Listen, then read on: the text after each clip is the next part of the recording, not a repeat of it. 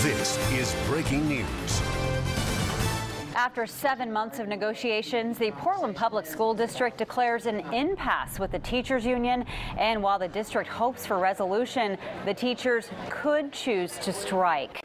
Welcome to KOIN 6 News at noon. I'm Jenny Hansen. The district and the teachers are $200 million apart on an agreement. Now, Cor Harlan is live at the district headquarters in North Portland with a look at what this could mean for school kids and their families. Cor?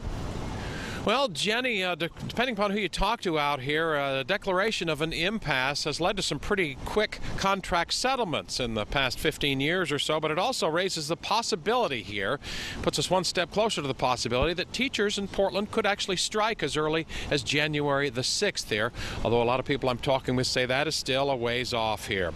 At a news event this morning, the district laid out its plan to add 3 school days to the year. District also wants to take steps that would make competence a more prominent factor in teaching assignments and layoffs. Also wants to be able to more easily hire high-quality teaching candidates from outside of the district.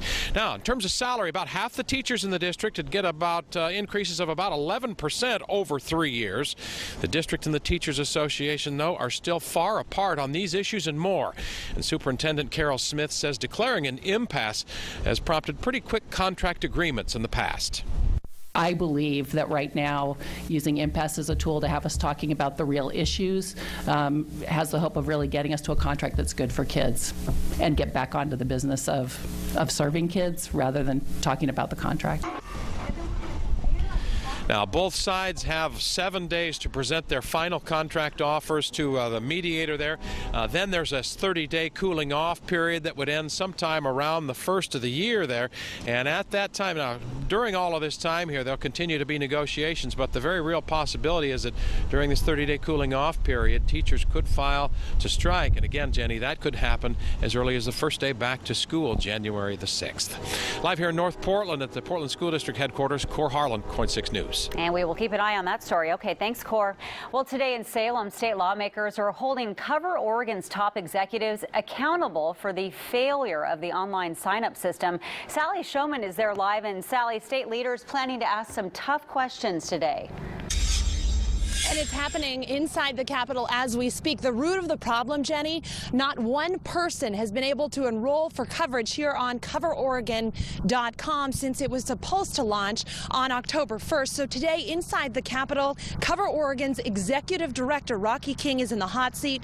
Legislators have a lot of questions about the troubled website. Perhaps the biggest of all questions, will the state be able to get the site functioning by December 15th, which is the deadline for the uninsured Oregonians to apply. Right now, Cover Oregon is processing applications by hand. Each application is 19 pages long, so it's a time-consuming task.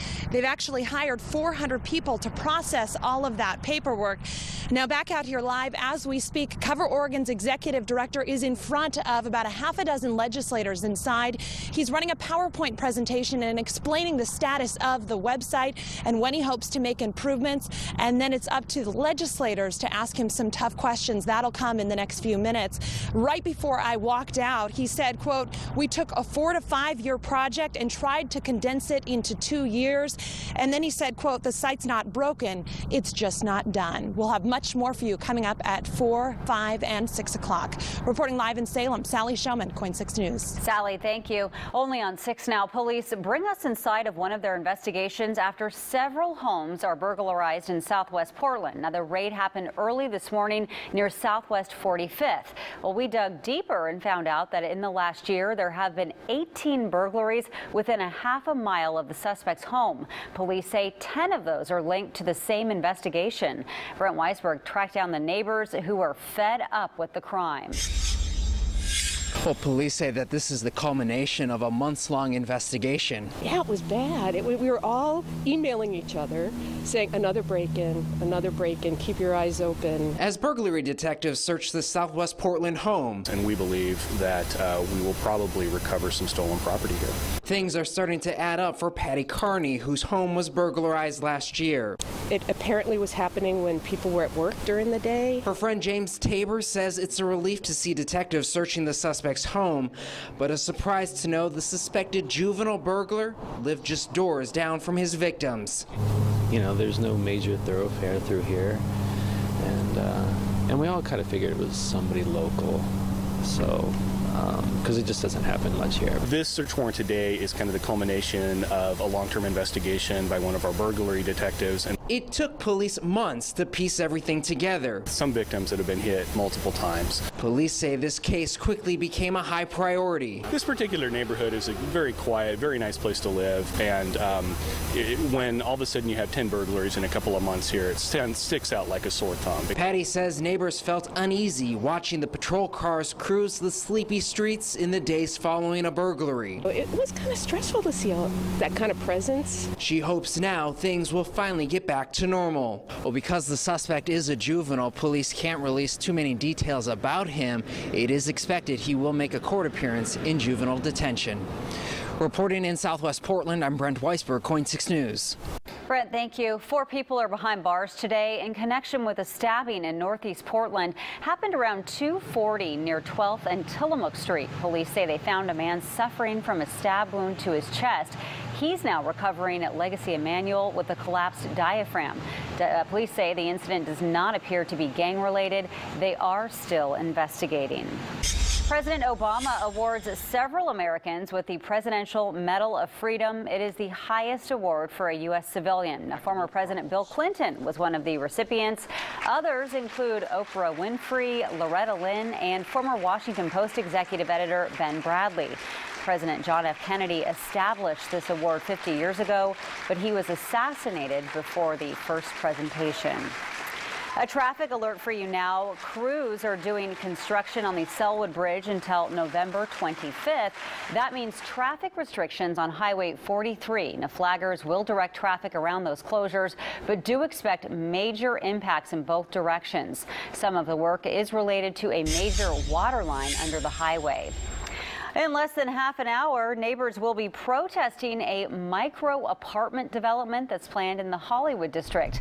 Micro apartments are just what they sound like, really small apartments, and the builder doesn't have to worry about parking spots for tenants. Well, neighbors worry the lack of parking will just get worse. That protest is happening at 12:30.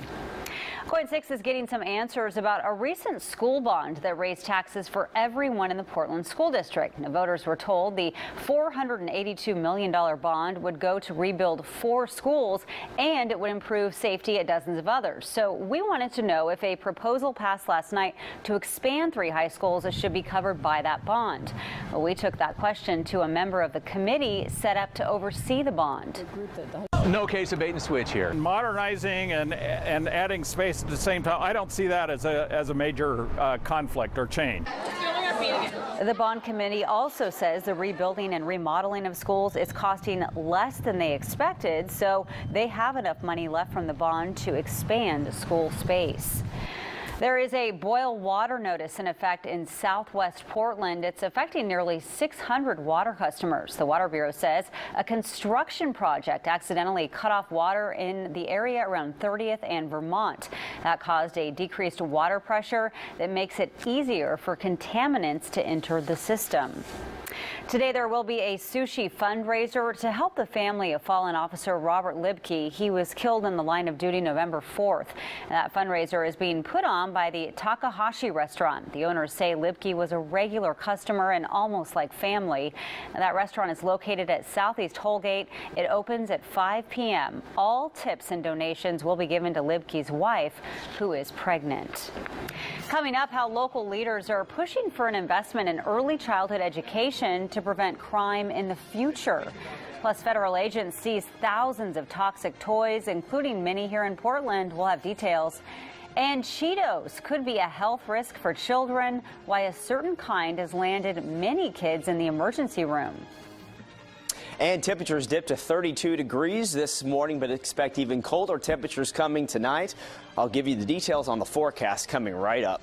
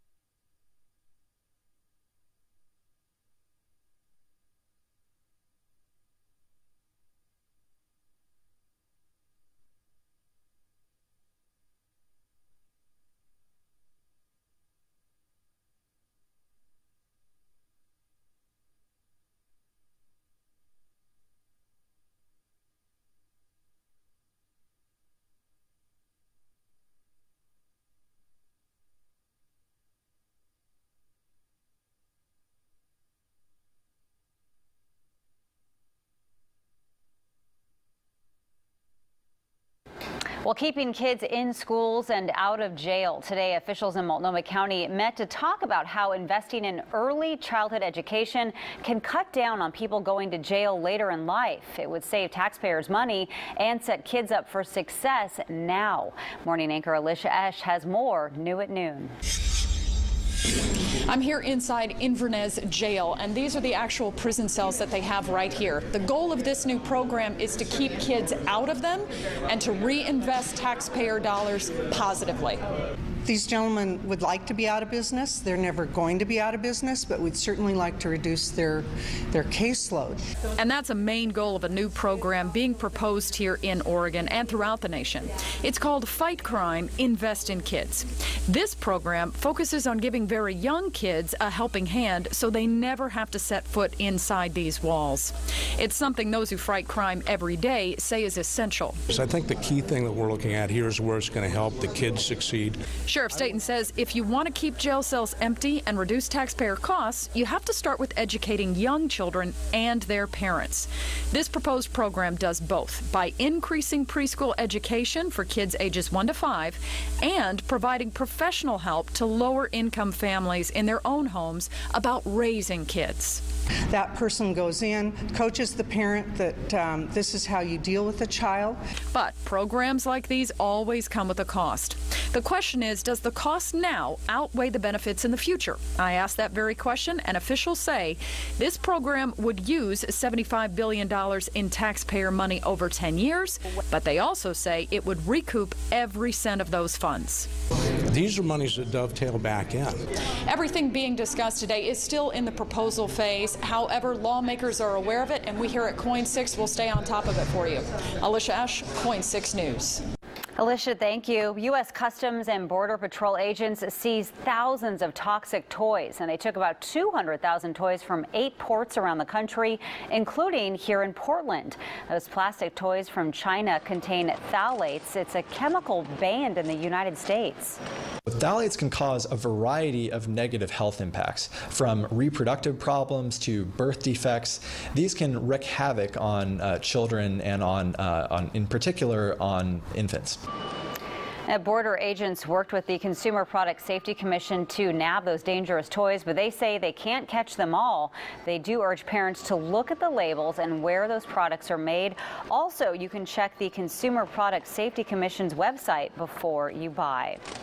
A concern from health officials today about Cheetos snacks. They say the flaming hot versions can be dangerous. Now in Texas, they have sent dozens of kids to the emergency room. It's usually if children eat more than 2 bags. Doctors say the spices in them can cause stomach problems. And gastritis is an irritation of stomach lining, and symptoms include bloating, burning, vomiting, and sometimes it can lead to ulcers. Some new research at OSU shows a compound inside of hops could actually slow down the cancer formation process. In Europe, a supplement with the hop compound is already on the market, and they say in the future, pills with that compound could help prevent obesity and type 2 diabetes as well. Unfortunately, there's not enough of that compound in a pint of beer for you to see the positive effects. An unusual cooking method has an Oregon woman getting some national attention. Jody Anderson uses her coffee pot to make everything from spaghetti to boiled eggs. It even led NPR to try out her recipe on one of their shows. Anderson says you can steam, poach, and even grill food all in your coffee maker. She says that she got the idea when her nephew was stationed in Afghanistan and he could only have a coffee pot in his room. Of course, she's now working on a cookbook. Coming up, speaking of cooking, a robot with some cooking talent will show you what it can do up next. And taking a look outside, it's sunny, but it is cold. Meteorologist Riley O'Connor will be back with a look at your forecast.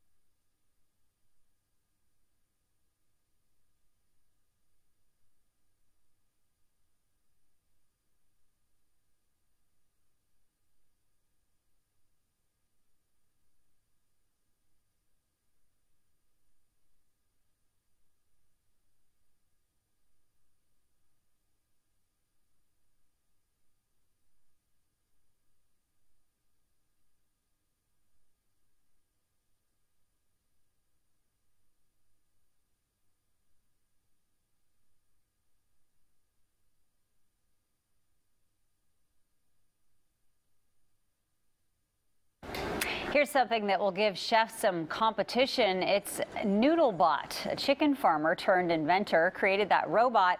It can cut noodles twice as fast as it cooks, and he's cheaper too. Customers say the NoodleBot looks a little bit like Asian action hero Ultraman. His creator says making him look like a person gives him the human touch. I never cut my noodles, so I don't know. I just break them. I don't know what that's all about. But anyway, meantime, back at home, a chilly morning with many of you waking up to frost on your windshields, and it's not going to get much warmer. We're looking at some cold days ahead. When I drove the girls to school this morning, my 6-year-old was like, is there still going to be snow when we get home? Because she thought it was, it was just white, everywhere. So, kids sometimes think that. A little confusing. But we did have a frosty start this morning.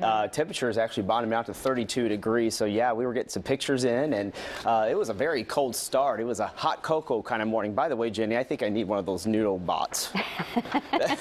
Do you? I usually just kind of break my spaghetti noodles up just in half, That's kind of how I do it. All right, let's talk about the cool day that we're having today. But we are getting some sunshine, so as we plan out the rest of your day for you, the northeast winds haven't really picked up yet. In fact, the wind's been pretty calm outside, but I do think that they're going to start to pick up between about 3 and 5 p.m. We can get some gusts up to around 20 miles per hour, so we will keep the sunshine. Now, notice temperatures right around 46 by 3 p.m., and then we start to cool off dramatically because we're going to have clear skies. 5 p.m. 40 degrees, 7 p.m. already at 32, and look, by 9 p.m.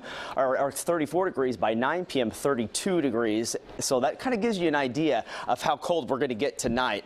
So let's go ahead and look outside right now. Lots of sunshine. Finally, it was nice to see a nice sunrise this morning. 43 degrees now. At the airport, we have more of a northwesterly wind right now at 6 miles per hour. Downtown, our winds are generally from the north right now. So as we look at the lows from this morning, 27 in Troutdale and 27 in Vancouver, 26 out towards Hillsborough, and 32 degrees in Portland. Out towards the coast, Astoria, you bottomed out at 29 degrees, 28 in Redmond, and 30 in Salem and Eugene. Check out Newport at 32 degrees. So this is what it looked like this morning with our sunrise. Some high clouds that we did see. All in all, though, it was a beautiful day to start our Wednesday outside. And you can see Mount Hood in the distance there with a snowpack up at Timberline Lodge of 22 inches. 39 degrees right now downtown, 44 in Gresham, in the mid-40s out towards Hillsborough and in Beaverton. Slightly cooler than that out towards Astoria. And Eugene, you've been seeing some of those winds from the north and east as well as Corvallis right now at 42 degrees. Let's check out near Cannon Beach right now.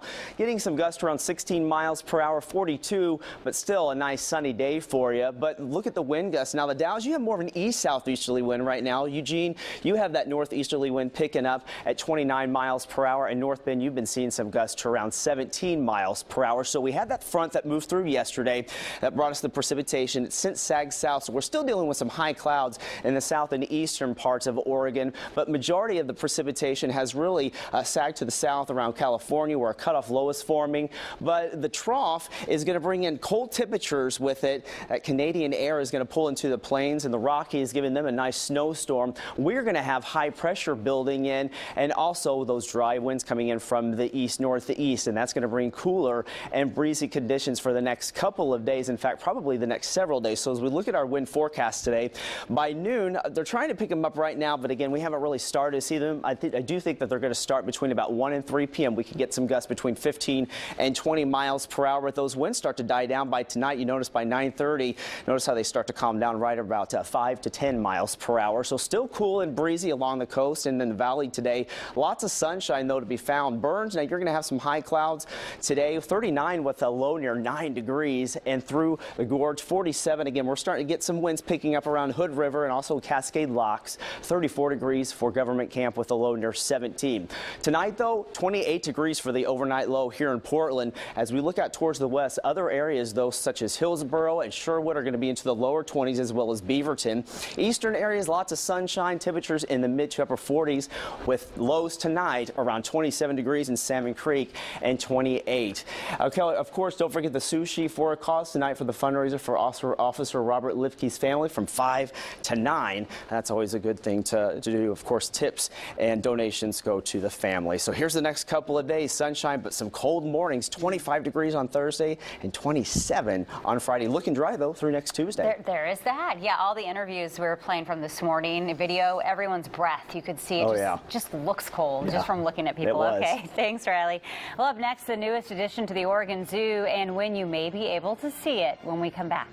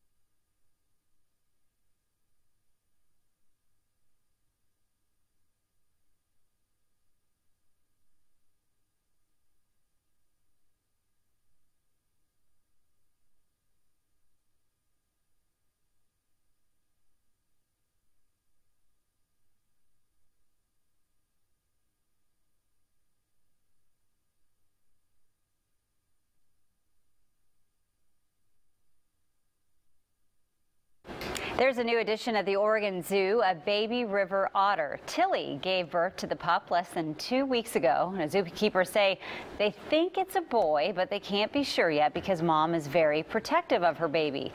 Tilly and her pup are in a private maternity den right now, and the zoo says it will be another month or two before visitors can go see them. But there's some video right there. Pretty darn cute. Yeah, the size of, I guess you could fit it in both your hands. Yeah. Wow. So probably a boy, but we're not sure. Right. I don't know how they feel about cold weather, but they probably feel okay. Yeah, sure. Yeah, I don't know. Some of us don't like the cold weather, but it's going to be another cold one tonight. 28 degrees, some frost tomorrow, maybe a little patchy freezing fog too. All right, enjoy the day. We'll see you back here at 4 o'clock.